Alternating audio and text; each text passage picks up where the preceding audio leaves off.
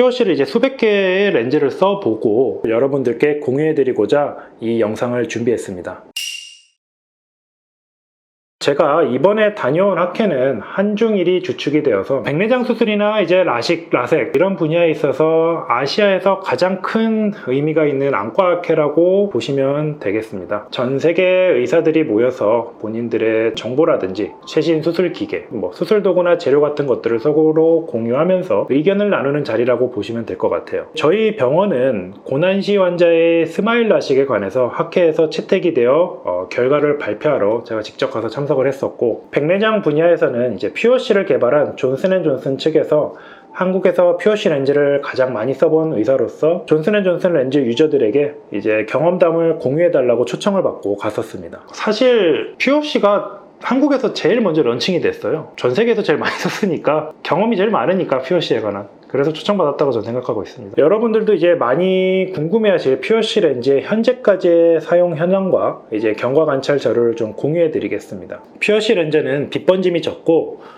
원거리에 대한 시력이 아이엔스나 단초점만큼 뛰어나면서도 또 생활형 근거리를 볼 수 있는 그런 특징을 가진 렌즈입니다. 생활형 근거리라는 것은 이제 이론적으로 J4 정도 를 볼 수 있는 것을 말하는데, 타겟을 어디에 맞추냐에 따라서 J2에서 J4까지 볼 수 있다고 알려졌었습니다. 근데 실제로 사용해보니 그거랑은 조금은 좀 달랐었는데, 새로운 렌즈가 나올 때마다 환자분들의 기대감을 너무 끌어올리는 게 아닌가라는 생각이 들 정도로 사실 광고도 많이 되고, POC 같은 경우에는 이제 빛번짐도 적으면서 원거리도 너무너무 잘 보고 생활형 근거리도 챙길 수 있는 아이엔스의 모든 점에서 상위 호환 버전이라고 이렇게 많이 저한테 여쭤보시는데, 환자분들이 분명히 말씀드리지만 그건 아닙니다. POC도 빛번짐이 조금 있을 수 있고 원거리는 분명히 아이엔스가 더 상위입니다. 훨씬 더 빛번짐도 POC가 더 적고, 반면에 근거리는 POC가 아이엔스의 상위 호환 버전이죠. 제가 지금 POC를 이제 수백 개의 렌즈를 써보고 정확한 근거리에 대한 정보를 좀 드리도록 하겠습니다. 물론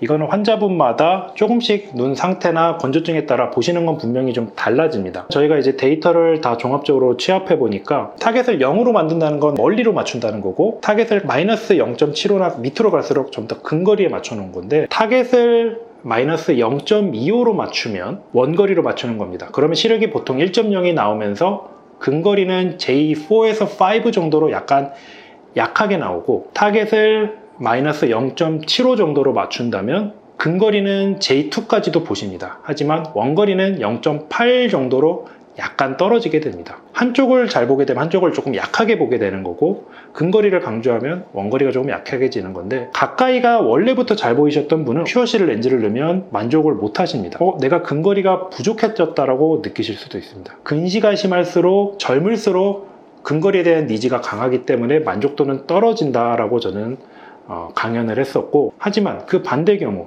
나이가 많으실수록 원시가 심해서 돋보기를 많이 쓰시는 분일수록 빛에 민감할수록 그분들에게는 너무나 최적화되어 있는 렌즈이기 때문에, 특히 70대가 넘어간다 그러면 아주 강력하게 추천드리는 렌즈 중에 하나입니다. 회전링이라고 하죠. 렌즈에 링이 많으면 많을수록 조금의 변화에도 강하게 반응하게 되고, 뇌의 가소성이라고 하는데, 연세가 많으면 많으실수록 적응하기가 힘드십니다. 뇌 자체가 연산도 조금 느려지시고 아무래도 정보 처리나 그런 것들도 힘들어지시고, 그런 점에서 회전링이 없는 POC나 아이엔스는 나이가 드실수록 좀 더 적응하기 쉬우신, 단초점 정도로 적응하기 쉬운 렌즈죠.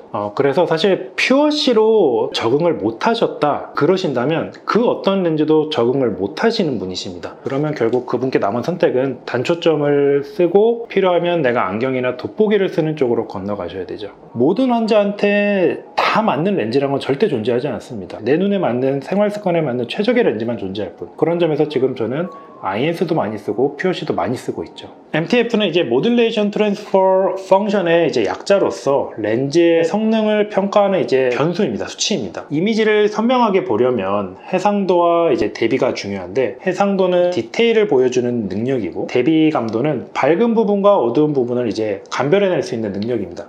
이 MTF를 통해서 이 능력을 측정할 수 있는데, 렌즈마다 이 MTF 수치가 나와 있어서 렌즈의 성능을 예상해 볼 수 있고, POC나 사이트는 그 수치가 생각보다 낮게 나와 있다는 의견이 있었습니다. 하지만 이론과 실제 만족도는 좀 달랐습니다. 실제로 MTF 수치보다는 이제 백내장 정도나 나이나 내가 이전에 어디를 잘 봤냐, 원시냐 근시냐의 영향을 더 많이 받은 거고, 환자의 눈 상태와 생활 습관, 직업 이런 것들을 고려해서 종합적으로 고려해서 렌즈를 선택한다면 충분히 극복해낼 수 있는 수치라고 저는 생각합니다. 결론입니다. 안경 없이도 근거리를 잘 보이는 근시일수록 퓨어시나 아이엔스는 추천을 절대 안 드립니다. 회절링이 많은 클라리온 페니텍스나 엘레나 아니면 지메트릭 렌즈를 추천드리고, 원시일수록 멀리가 비교적 잘 보이고 근거리가 잘 안 보이는 분이실수록 아이엔스나 퓨어시 렌즈를 추천드립니다.